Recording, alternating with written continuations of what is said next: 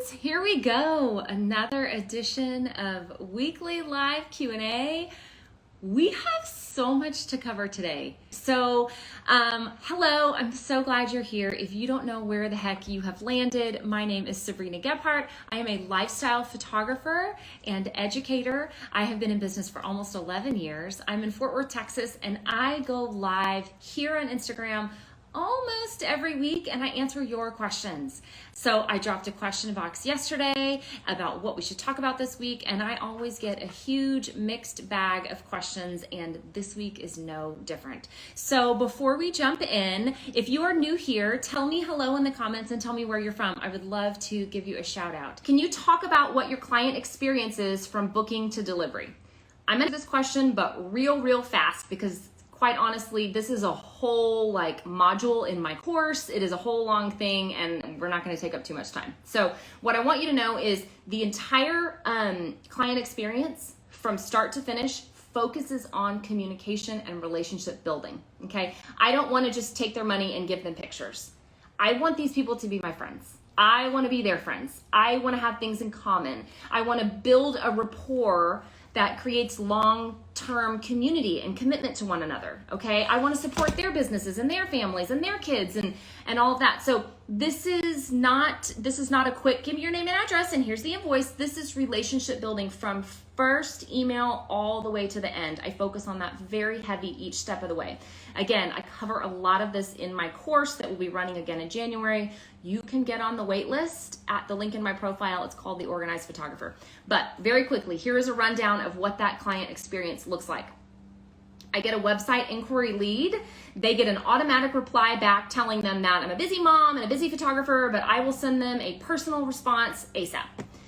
Then I send them X personal response. It's whatever they're inquiring about, family session rates, newborn session rates, first 48, whatever it is, I send them a personal response with the information they have asked for, pricing or availability or answering questions and all of those things. Then they get in that link, in that email, in that response, they get a link to a questionnaire. And it specifically says, if you think this all sounds great and you want to move forward with booking a session with me, you have to fill out this questionnaire first. So please hit reply, let me know you're filling out the questionnaire and that I will keep an eye out for it, okay? So at that point, they fill out a questionnaire. It is very detailed, okay? All the basics, name, address, information, birth dates, due dates, blah, blah, blah, blah, blah. But then there's a lot of personality questions, like how did you meet your spouse? What was your pregnancy like if they're expecting? What does your nursery look like? Favorite music? There's all kinds of personality questions because again, relationship building. They submit their questionnaire, tell me they want to book.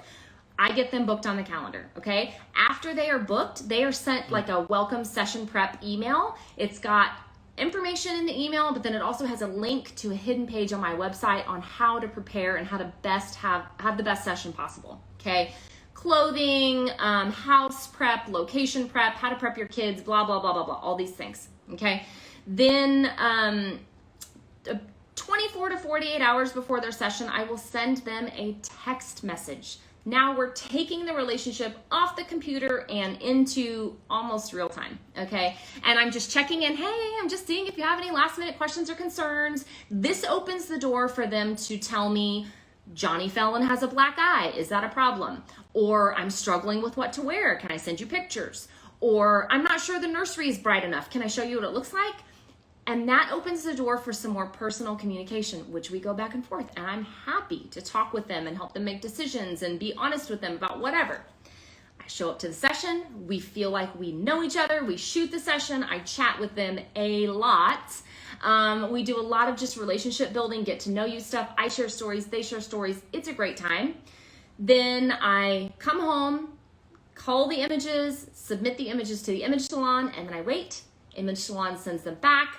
I finalize them, which takes no more than 10 minutes. I send them off the gallery via PicTime. And then hopefully, in a perfect world, right, I'm getting a text message or an email telling me how great the images are and how great of an experience was. The last thing I do is I will send them an email asking them to fill out a review on Google, and I hyperlink that And I tell them that it's doing me a favor and it makes a big deal for my business and I appreciate them and I hope to see them soon. That is start to finish. That was a very quick rundown. Again, I go through this way more in depth in my course, but hopefully that answers your question. What do you do for your safety when you travel to clients' homes? Do you screen them? Okay, so yes, I screen them in a sense of I have them fill out that very lengthy questionnaire before they even book a session with me. You better believe that I am Googling the address. I am looking at them on Instagram and Facebook. I am reading in depth their answers to my questions, okay? So it's not a screening for safety purposes, but I do know a lot of things before they even give me any money, okay? And that makes me very comfortable. That being said, the other piece of that puzzle that I want you to know is price point really matters here. I am not cheap. In fact, I might be the most expensive photographer in Fort Worth. I don't know. But that automatically eliminates a lot of sketchy stuff. Does that mean that somebody's not going to be really out to get me? And sure, I'm not putting that out into the universe, but yes, they're telling me a lot about themselves in a questionnaire. I mean, they are getting real down and dirty with this. And then, hi Peyton. And then I also, again, I'm checking their address, I'm checking out their names, making sure they're real and all this. But by the time they have filled out this questionnaire and they give me a very heavy deposit and they approve a very heavy invoice total and they've signed a contract, I'm not worried at that point. So again, that whole process is not really to vet people or screen people, but it does the job. I would love some tips about shooting and editing in-home sessions. Okay, so again, this is another huge topic question. Not only could it be an entire Instagram live, it is also an entire course or workshop or retreat. This is a huge topic. So I'm not going to jump into this now because I have paying students that get this information from me, but I'm going to leave you with 3 tips. The biggest tip for shooting in home is you need to crank up your ISO. Okay. It is not the same as outdoors. You cannot shoot the whole thing at ISO 1000. You are going to have to be way up high, okay? You guys, the newborn session I shot today was between 5,000, 6,400, and a couple of images were at 8,000. And it's a bright sunny day today, okay? Here's what you need to know.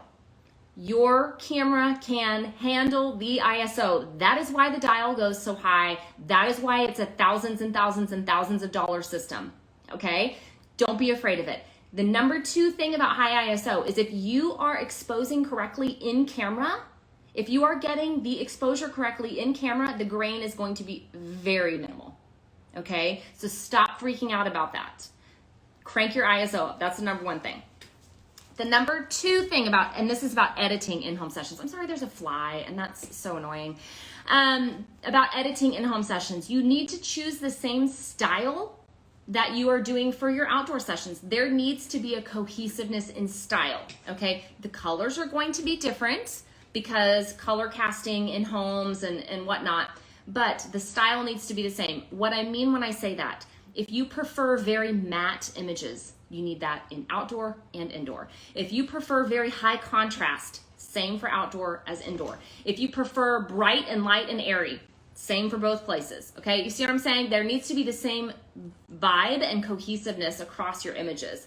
But the biggest thing, and this is the 3rd piece of advice, is you need to create a preset, okay? If you are not utilizing Lightroom presets or Photoshop actions, you absolutely should be doing that. It is so easy. It will blow your mind if you've never done it.